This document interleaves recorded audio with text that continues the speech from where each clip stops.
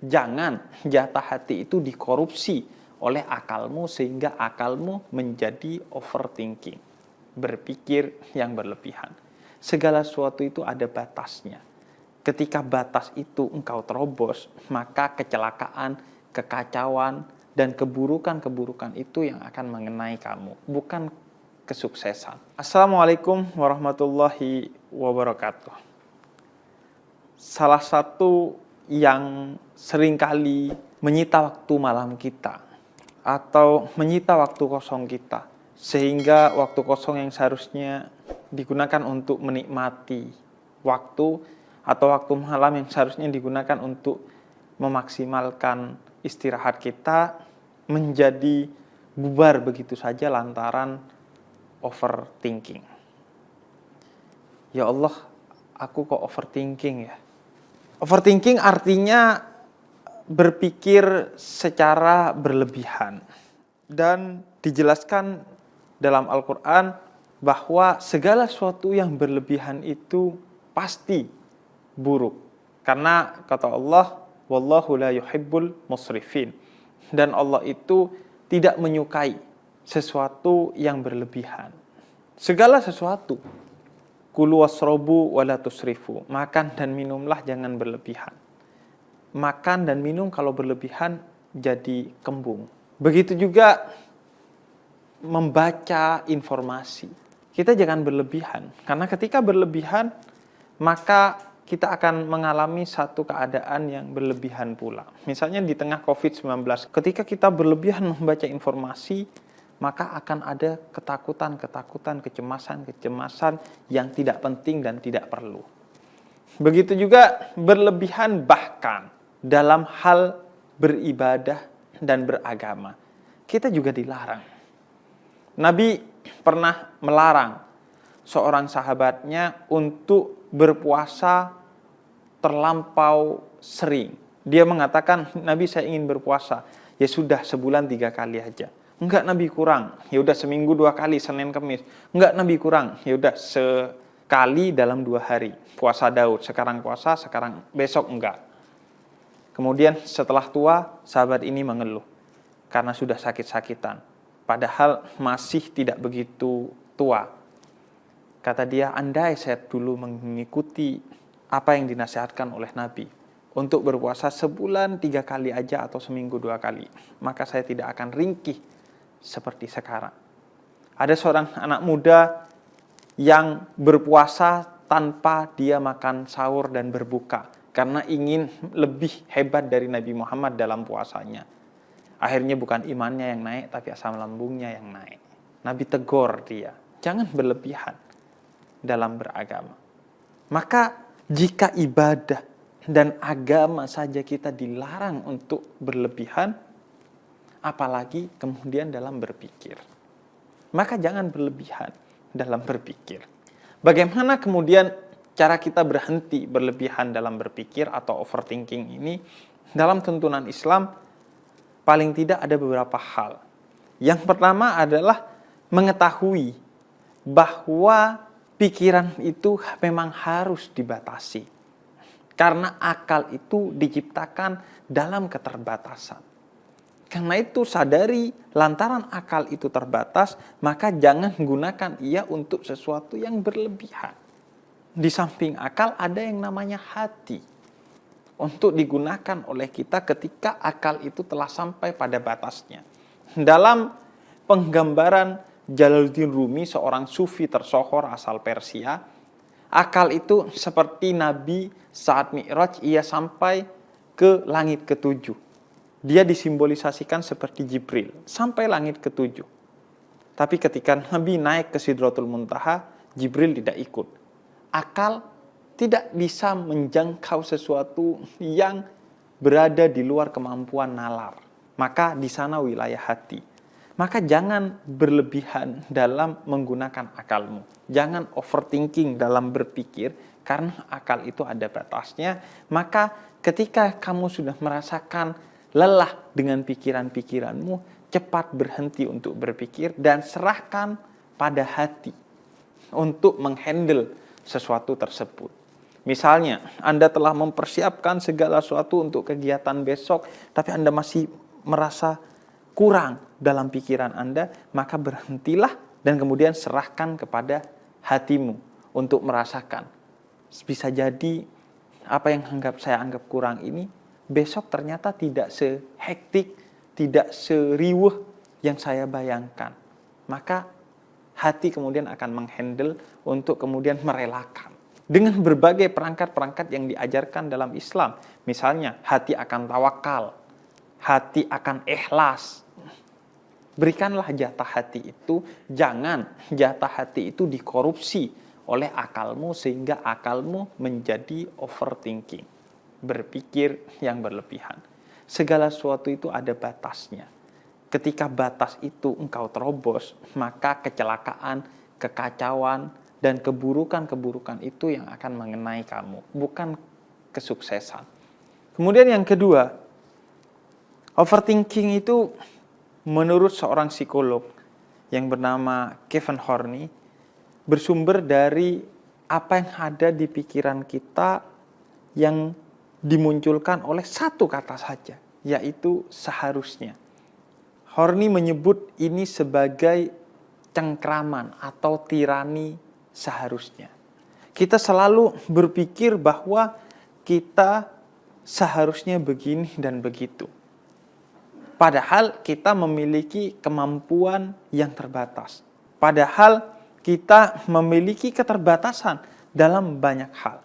Karena itu, berhentilah berpikir dengan frame seharusnya. Tapi gantilah dengan berpikir dalam frame semampunya. Sebagaimana Allah minta kepada kita bahkan dalam bertakwa di surah At-Taghabun ayat ke-6, fattakullah mastata'tum. Bertakwalah kamu kepada Allah semampu kamu. Tidak seharusnya, tapi semampunya. Karena itu kata Nabi dalam salah satu hadis yang diriwayatkan oleh Imam Bukhari dan Imam Muslim, ketika kamu diberikan satu hal untuk kamu pikirkan, untuk kamu kerjakan, untuk kamu rasakan, maka lakukan semua itu pada batas kemampuanmu saja. Gak usah berpikir, seharusnya itu begini, seharusnya itu begitu. Enggak, tapi semampunya. Ketika sudah kamu kerjakan, mampunya kamu segitu, ya sudah segitu. Seharusnya lebih, yaitu di luar batas kemampuan saya. Maka gak usah dipikirkan.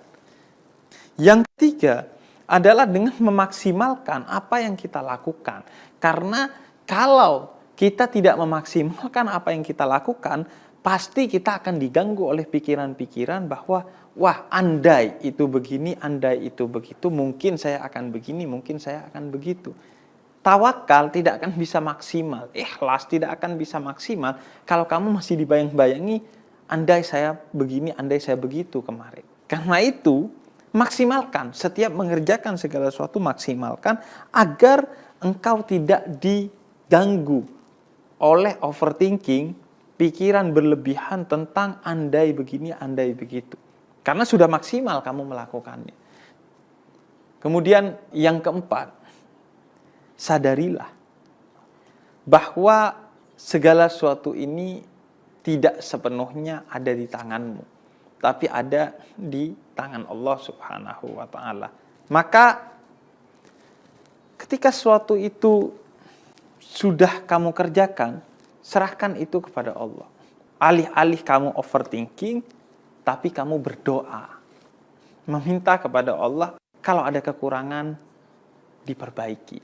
Sehingga apa yang kamu lakukan bukan sesuatu yang sia-sia, tapi sesuatu yang betul-betul bermanfaat, yaitu doa itu sendiri. Dan yang terakhir adalah manusia ini makhluk yang tidak sempurna. Al-insan mahallul khata' wa nisyan. Setiap manusia itu pasti melakukan kesalahan, baik disengaja ataupun tidak disengaja, baik karena kehilafan ataupun bukan, baik secara langsung ataupun tidak langsung. Maka berdamailah dengan semua keadaan yang ada pada kamu. Overthinking tidak akan mengubah keadaanmu. Maka yang bisa kamu lakukan atas keadaanmu, berdamai. Berdamai dengan apa yang ada pada dirimu, yang telah kamu lakukan. Memang kita tidak bisa lepas dari yang namanya kekurangan dan kesalahan serta kehilafan itu. Maka berdamailah. Jika Allah saja mengampuni dirimu, padahal Dia yang paling berhak untuk menghukummu, kenapa engkau menghukum dirimu sendiri? Padahal itu bukan hakmu dan itu akan membuat kamu berada dalam keadaan yang semakin buruk dan buruk. Maka ampuni dirimu sendiri sebelum kau meminta ampun kepada Allah. Dengan segala kekurangannya. Dengan kemudian tidak overthinking. Dan satu tambahan lagi. Tips dari saya adalah dengan mengisi waktu-waktu kosong kita dengan zikir kepada Allah atau hal-hal yang bermanfaat. Karena khairun nas anfa'uhum linnas, kata Nabi, sebaik-baiknya manusia yang bermanfaat bagi manusia lain, dan ala bidzikrillah tatmainnal qulub. Zikir kepada Allah, ibadah kepada Allah itu akan menenangkan batinmu. Maka ketika kamu memiliki waktu kosong, baik di tengah malam ataupun di siang hari, isilah dengan hal-hal yang positif dan bermanfaat minimal. Maksimal isilah dengan ibadah. Ketika kamu mulai memasuki waktu Indonesia Overthinking, WIO, maka isi dengan hal-hal yang minimal bermanfaat. Misalnya karena saya seorang penulis, saya menulis. Atau karena saya seorang konten kreator, saya menyiapkan konten. Atau bahkan ketika dulu saya sebelum menikah, saya membuat video di malam hari. Tapi yang lebih maksimal adalah isi waktu kekosongan itu dengan zikir dan ibadah kepada Allah. Di malam hari itu adalah jarak terdekat dengan Allah dalam riwayat, maka gunakan untuk sholat tahajud, untuk sholat malam, untuk membaca Quran, untuk membaca buku karena itu juga ibadah, untuk bersalawat kepada Nabi Muhammad dan lain sebagainya. Karena ruang kosong dalam pikiran itu yang akan membuat kita terdorong untuk berpikir lagi dan berpikir lagi. Maka ketika ruang kosong itu ada, di waktu yang kosong itu isilah pikiran dengan hal-hal yang positif, dengan memikirkan hal-hal yang bermanfaat. Atau jika tidak ada yang kamu ingin pikirkan yang bermanfaat, pikirkan Allah. Dan itulah seideal-idealnya zikir. Karena zikir utamanya bukan soal diucapkan atau di hati, tapi zikir utamanya adalah ketika kamu memikirkan Allah, mengingat Allah, menghadirkan Allah dalam segenap pikiran dan diri kamu. Overthinking itu tidak ada gunanya. Dia itu sia-sia minimal, maksimal atau bahkan membuat buruk dirimu, mengancam kesehatan mentalmu.